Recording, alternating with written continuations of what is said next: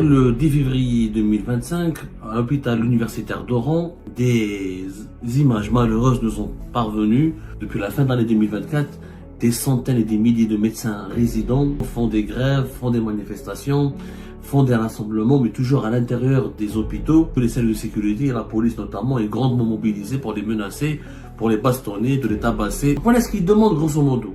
Des logements de fonction, augmentation de salaire, amélioration de leurs primes de garde. À l'hôpital d'Oran, allez, les images parlent d'elles-mêmes, les médecins résidents ont été violentés par les agents de sécurité de l'hôpital.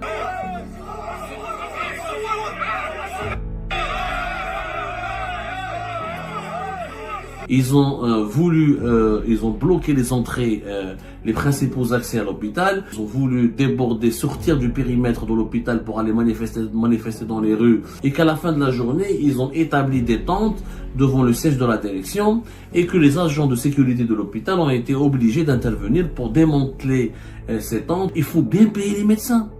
Il faut bien payer les infirmiers. C'est pas compliqué, ils sont que 52 000 médecins. Hier, le 10 février 2025, à l'hôpital universitaire d'Oran, des images malheureuses nous sont parvenues.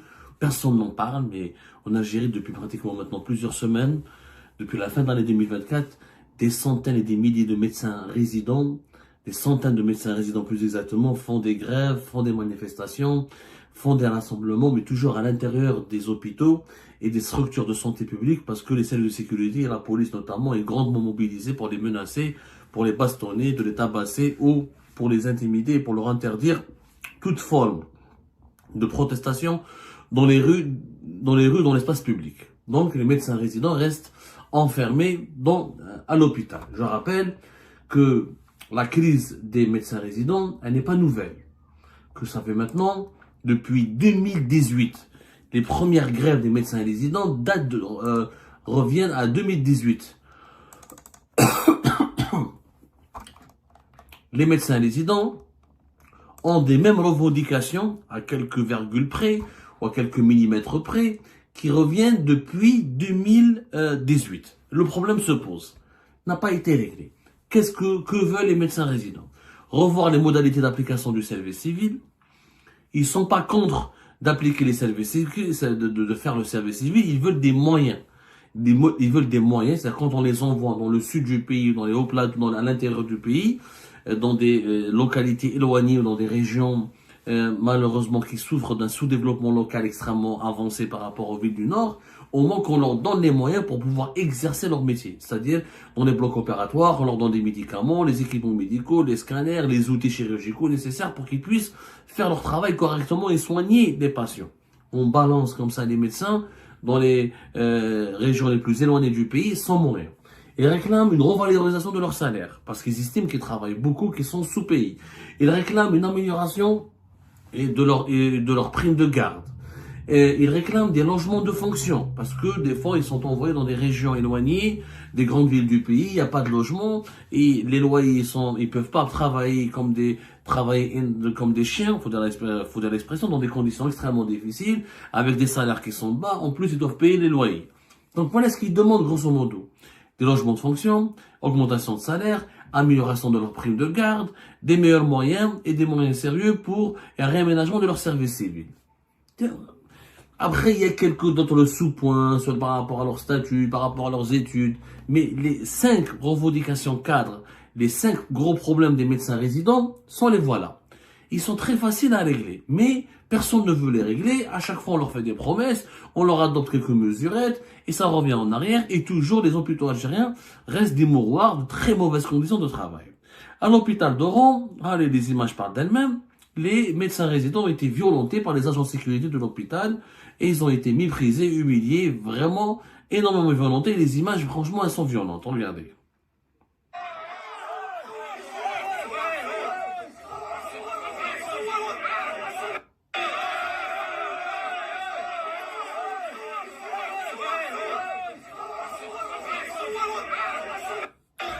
Plus que personne, à partir du moment où plus personne ne parle, donc voilà, ils ont absolument, la presse algérienne n'en parle pas, elle est complètement, elle est complètement verrouillée, elle est complètement censurée, elle est complètement soumise à l'ordre public.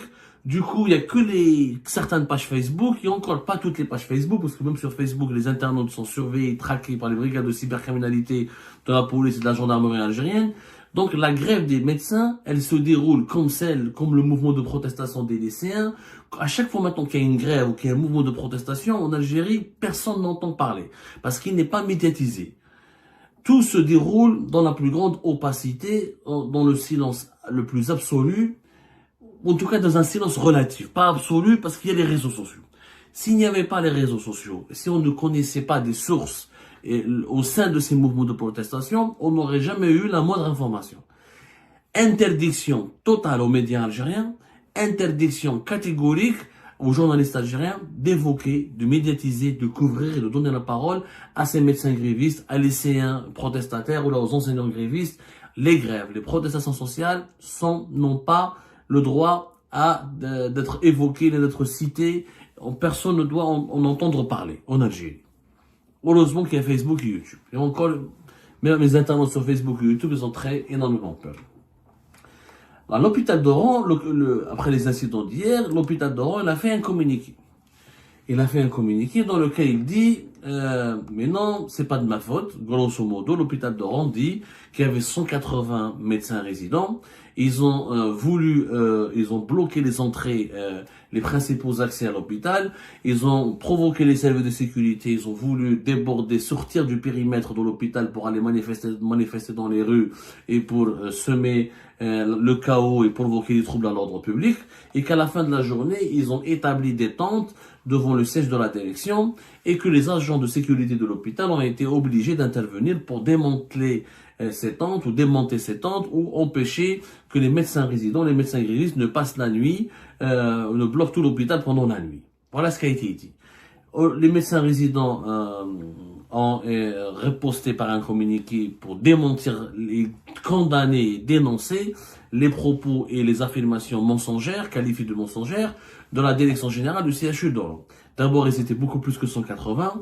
De deux, les médecins résidents, ils affirment qu'ils n'ont jamais tenté de sortir à l'extérieur de l'hôpital, qu'il y avait, le CHU d'Oran, il dispose de 6 accès, et que la direction de l'hôpital ont bloqué les 6 accès pour empêcher les médecins de sortir à l'extérieur. Mais finalement, ça a pénalisé les patients qui ont été bloqués à l'intérieur de l'hôpital, ou certains d'autres patients qui ne pouvaient même pas accéder à l'hôpital pour se soigner. Et les médecins résidents assurent qu'ils n'ont absolument provoqué personne. Au contraire, ce sont les agents de sécurité et les agents de sécurité de l'hôpital qui ont commencé à les menacer, à les frapper, à les agresser sous l'œil, au vu et au su des principaux responsables du CHU d'Oran.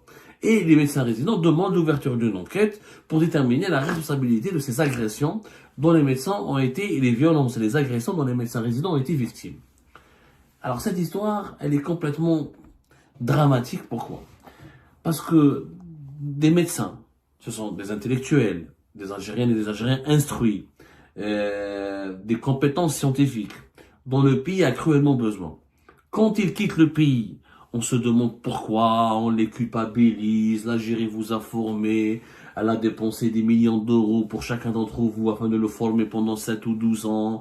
À la fin, vous partez et vous laissez tomber l'Algérie et les patients algériens et vous laissez tomber vos familles et vous trahissez votre pays pour aller servir la France ou d'autres pays étrangers qui vous payent en devises et vous oubliez que c'était votre pays qui a fait de vous des médecins. Mais quand ils restent en Algérie pour travailler, pour réclamer leurs droits et pour réclamer des améliorations et pour réclamer un cadre de travail plus ou moins correct, mais pas un cadre de travail luxueux, on les bastonne, on les violente, on les méprise, on les agresse et on leur impose toutes les formes de censure. Ils n'ont même pas le droit de s'exprimer sur les plateaux de télévision ou de parler à la télévision, ou de parler à des journalistes. Comment? Regardez la contradiction. C'est une véritable schizophrénie. Le régime algérien fait objet d'une véritable schizophrénie.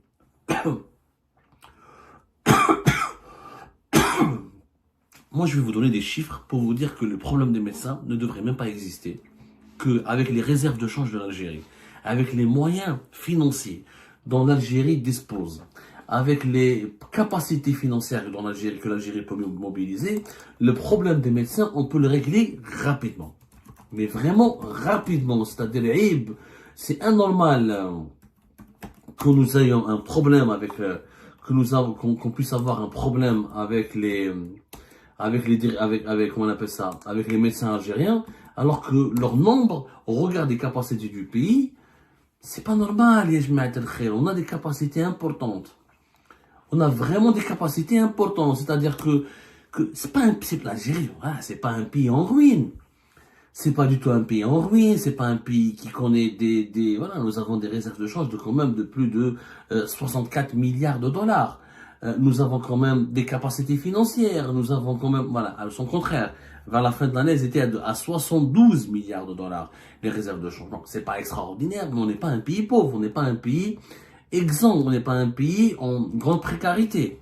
Combien de médecins nous avons? Dans le secteur public, nous avons 52 422 praticiens de santé depuis 2021. Et dans le privé, nous avons 48 247. Le privé, c'est le privé qui les paye. Ils ont leurs moyens de gagner leur vie. Ils ont leur façon de comment ces activistes. Ils sont privés. L'État n'a pas à les payer et ils se débrouillent très bien pour gagner leur vie et pour avoir des revenus. Pour les médecins du secteur public, au niveau des spécialistes, nous avons 16 080. Au niveau des généralistes, nous avons 27 366. Au niveau des dentistes, nous avons 6 692. Au niveau des pharmaciens, nous avons 2284. La totalité, 52 422. Est-ce que c'est difficile pour les autorités algériennes de prendre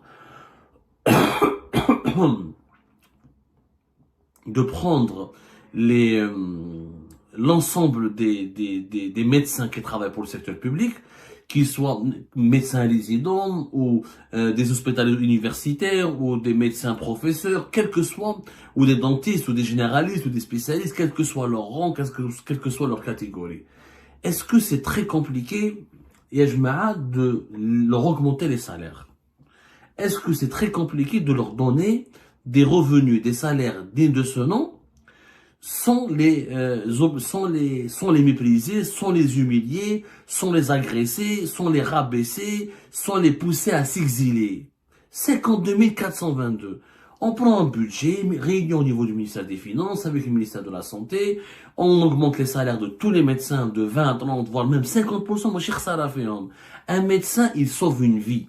La base d'un système de santé, c'est quoi? C'est le médecin, c'est la ressource humaine. Je vous parle de ça parce que le CHU d'Oran, il considère que, dans son communiqué, il fait allusion, ce qui se passe en ce moment avec les médecins résidents, c'est une forme de complot, puisque ce sont des protestations qui visent à déstabiliser l'hôpital, le ministère de la Santé et le secteur de la santé, alors que le secteur de la santé a connu une amélioration notable durant ces dernières années. Mais vous foutez de nos gueules. Mais comment le CHU d'Oran peut affirmer une telle bêtise? Tout le monde a vu ce qui s'est passé pendant l'épidémie de la Covid-19 de 2020 jusqu'à 2022, avec les 4 ou 5 vagues. Il y a eu 3 grosses vagues meurtrières en Algérie, il y a eu 5 vagues de contamination il y a eu des milliers de morts. On a tous vu comment les hôpitaux algériens étaient en ruine, catastrophe. Ni oxygène médical, ni des lits propres, ni une hygiène, ni disponibilité des vaccins, ni disponibilité de certains médicaments d'urgence, ni un nombre de médecins en nombre suffisant ou des infirmiers en nombre suffisant pour traiter et sauver et sauver les vies humaines. Combien de personnes sont mortes en Algérie juste à l'entrée de l'hôpital, parce qu'elles étaient encore bloquées dans les ambulances, parce qu'elles dormaient dans les couloirs, parce qu'elles étaient encore, elles étaient assises sur une chaise, faute de sirop, faute d'oxygène médical, on pouvait même pas, elles suffoquaient jusqu'au point où elles étaient mortes, où ces personnes étaient mortes, parce qu'elles ne pouvaient pas être prises en charge et traitées correctement. Donc quand le CHU d'Oran nous dit que le système, que la prise de soins, que la prise en charge médicale, que le système de soins a connu des améliorations notables, est-ce qu'il parle de la Suisse ou de la France ou de la Suède ou d'un autre pays? En tout cas, c'est pas en Algérie. C'est très simple pour améliorer le système de santé. En Algérie, il faut bien payer les médecins. Il faut bien payer les infirmiers. C'est pas compliqué, ils sont que 52 000 médecins. les pharmaciens, les dentistes, etc. C'est pas compliqué de les payer, de bien les payer. C'est vraiment pas du tout compliqué de bien les payer. C'est pas, non, il ne s'agit pas de payer. On a 250 000 policiers, on a plus de 300 000 militaires, on a plus de 200 000 gendarmes, on a je sais pas combien de membres des services de sécurité en tout. On a presque 1 million de personnes qui travaillent indirectement ou directement pour les services de sécurité. Les réservistes, les collèges, les autorités, les anciens de l'armée, etc. 52 000 médecins. Il n'y a pas à débattre, il n'y a pas à discuter. Payons-les. Donnons-leur des logements de fonction. Ces gens-là sont la colonne vertébrale de notre système de santé. S'il n'y a pas de médecin, il n'y a pas de soins. Tu peux construire le plus beau hôpital du monde, le plus moderne des hôpitaux, avec une architecture futuriste. Tu peux même construire avec une architecture innovante. Ça ne sert à rien si tu n'as pas le médecin, s'il n'y a pas la ressource humaine. Si le médecin ne travaille pas agréablement, s'il n'est pas bien payé, et s'il n'a pas les moyens, les équipements médicaux, s'il n'y a pas les médicaments, s'il n'a pas les infirmiers, s'il n'a pas l'environnement adéquat et harmonieux pour travailler, il va partir. Il ne pourra pas me donner du meilleur de lui-même, il ne pourra pas sauver la vie des gens, il ne pourra pas soigner les nécessiteux, ni les personnes qui ont des douleurs insupportables. En fait, franchement, c'est que 52 422. En une journée, une réunion technique, on leur trouve un budget, voilà comment on va répartir ce budget, voilà comment on va financer ce budget, et c'est réglé. Effectivement, les médecins algériens mériteraient qu'ils soient payés. Il est anormal, normalement, à n'importe quel médecin résident, c'est insupportable, impossible. 10 000, 100 000 dinars, normalement, le dernier des salaires pour ces 52 000 médecins, pour les médecins résidents, ou là, pour les praticiens, pour les spécialistes, généralistes, impossible de payer quelqu'un à 100 000 dinars. Impossible, c'est grave. Vu la charge de travail, vu tous les sacrifices tous les sacrifices qu'ils ont fait pour réussir leurs études, pour devenir des médecins, et vu qu'ils sont très courtisés à l'étranger, et qu'ils risquent de partir, et qu'ils pourraient immigrer dans plusieurs autres pays à travers le monde, et on pourrait leur dérouler le tapis rouge ailleurs, alors que leur pays leur déroule le tapis rouge. Moi, gars, c'est pas grave. C'est pas grave. Oui, moi, je préfère, oui, l'État doit bien payer ses médecins. Payons-les et arrêtons de les humilier. Payons-les comme il se doit. Donnons-leur des salaires dignes de ce nom. Payons bien, rémunérons très bien nos médecins et arrêtons de les humilier. Ils le méritent. Eh ben, c'est la fin de cette vidéo, les amis. Je vous remercie comme d'habitude pour avoir suivi jusqu'à la fin. N'oubliez pas de nous laisser vos commentaires et vos réactions sur la vidéo et de vous abonner à la chaîne si vous n'êtes pas encore abonné. Donc, je vous remercie vraiment très chaleureusement pour votre soutien à notre chaîne. Nous avons dépassé les 28 000 abonnés et nous avons comme objectif les 30 000 avant la fin du mois, si c'est possible, ou pendant le mois prochain. Donc voilà, merci beaucoup pour votre soutien et vos abonnements. Et merci aussi pour vos commentaires et vos discussions très animées dans la section des commentaires. Donc, vous n'oubliez jamais de décortiquer bien un sujet sur tous les points qui ont été abordés dans la vidéo et ça fait vraiment plaisir quand moi-même je ne fais pas de commentaires, je m'appuie sur vous pour que vous puissiez bien expliquer les choses et en faire des discussions civilisées et dans tout le respect possible. Donc voilà, merci beaucoup et à la prochaine dans une nouvelle vidéo. Au revoir.